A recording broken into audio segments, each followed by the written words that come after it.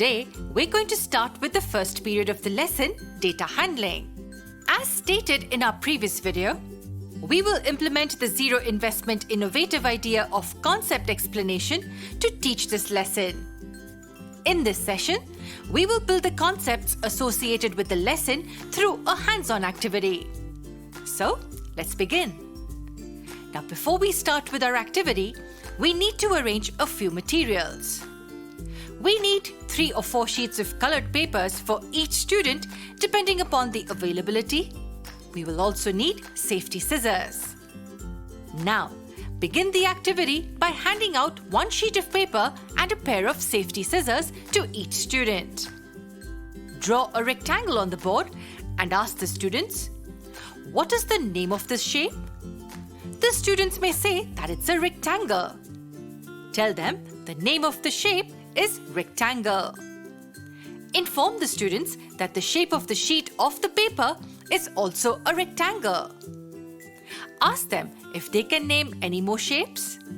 The possible responses will be square, triangle, circle, and many more. Inform them that we are going to see how many shapes can be made out of this sheet of paper. Draw the shapes of a square, a circle, different forms of rectangles, and a triangle on the board. Point to the triangle on the board. Help the students make a triangle by demonstrating folding the paper diagonally. Now ask the students to fold the paper in the same manner. Make sure that every student is able to follow the steps correctly. Guide them wherever necessary. Now, cut on the crease of the sheet of the paper using safety scissors to form 2 triangles. Instruct the students to form 2 triangles in the same manner. Be attentive and make sure that the students are taking care while using the scissors. Provide assistance wherever required. Give them more sheets if required. Give them time to cut the shapes. Instruct the students to keep the shapes that they have cut safely with them. Inform them that they will be using these shapes to make a big drawing in the class later. Conclude the activity by having a discussion with the students. Ask them, do you see any object in the class that looks like a rectangle?